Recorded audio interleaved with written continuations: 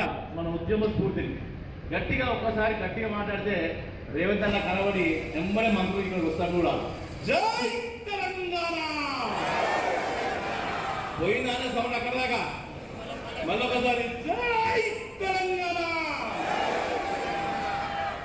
ధన్యవాదాలు.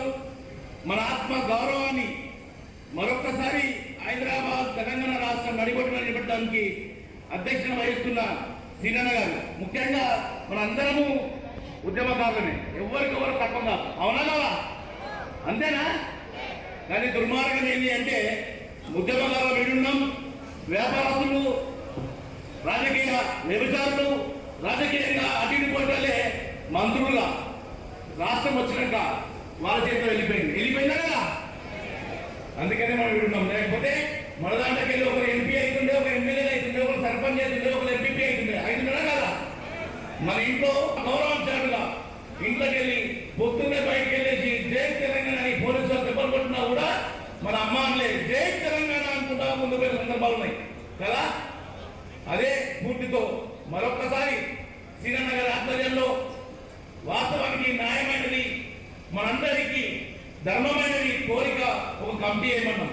ఉద్యమకాలం ఉన్నాం, ముందు వరుసలో కొట్లాడిన వాళ్ళం ఉన్నాం. మా కుటుంబాలు ఆగమైనవి, మా ఉద్యోగాలు ఆగమైనవి, మా జీవితాలు ఆగమైనవి. మా జీవితాలతో పాటు మా సహచరులు వాళ్ళ కుటుంబాలు ఆగమాగం మాట్లాడి వెళ్ళినాయి. తెలంగాణ రాష్ట్రం వచ్చింది కేవలం కొందరికే మాత్రం తప్ప మా అందరికీ కాదు అనే విభంగా ఉంది. ఇది కాదు, కష్టపడడానికి గౌరవం దొరకాలి. మా ఆత్మ గౌరవానికి మరొకసారి మా ఉద్యమ వేదిక నుంచి మేము మాట్లాడడానికి అవకాశం మీరు ఇచ్చినారు. ఇలాంటి అవకాశాలు మాకు రావద్దు. తెలంగాణ రాష్ట్రంలో మా ఆత్మ గౌరవంతో వచ్చే తెలంగాణని మా ఆత్మ గౌరవంగా మా అందరికీ కూడా గౌరవం దొరకాలనుకున్నాం. కానీ అట్లా జరగలేదు.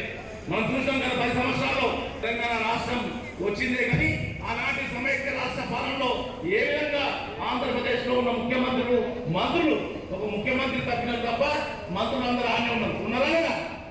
మేడ్చల్ తీసుకోండి, రంగారెడ్డి తీసుకోండి, ఒక సికింద్రాబాద్ తీసుకోండి, సమైక్య రాష్ట్రంలో ఉన్న మంత్రులు ఉన్నారా? తెలంగాణ రాష్ట్రం వచ్చినాక ఉద్యమకారులు లేదా సీమసీన ఒక వేదిక పెట్టుకొని అందరినీ పెట్టేసుకొని ఉద్యోగాలు కూడా రిస్క్ అయినా సరే ముందుకు వచ్చే కొట్టాడు మినిస్టర్ అయినా, ఎమ్మెల్యే అయినా. అలాంటి వాళ్ళకి అవకాశం రాజకీయాలు దొరకలేదు. ఇప్పుడు మనం రాజకీయాలు కూడా అవగాహన తీసుకొచ్చుకోవాలి. వచ్చే సర్పంచ్లో 100% సీనన్న ద్వారా, మా అందరి ద్వారా మన ఆత్మ గౌరవంగా మొదటి స్టెప్గా సర్పంచులు, ఉద్యమకారులు ఎక్కువ మంది కావాలి. ఎందుకంటే సర్పంచ్లు ఎక్కువ మంది మనం అయితేనే మన వేదిక ద్వారా మాట్లాడగలుగుతాం. నీకు ప్రోటోకాల్ ఉంటుంది, నీకు మర్యాద ఇస్తారు. మన ఉద్యమకారులు తీసుకొచ్చినాం, అన్నం వండి పెట్టిన వాడ భగవాన్ తీసుకుపోయి మేము మా రూమ్ లో పెట్టుకున్నాం, మా కక్షలో పాస్ పెట్టుకున్నాం. అంతే జరిగింది కదా. తెలంగాణ రాష్ట్రం తీసుకొచ్చి ఎవరి చేతిలో పెట్టినాం? ఎవరెవరు పాలిస్తున్నారు? ఒక వ్యాపారస్తులు పాలిస్తున్నారు. రాజకీయ వ్యవసాయాలు ఏ పార్టీలు ఉంటాడో తెలియదు.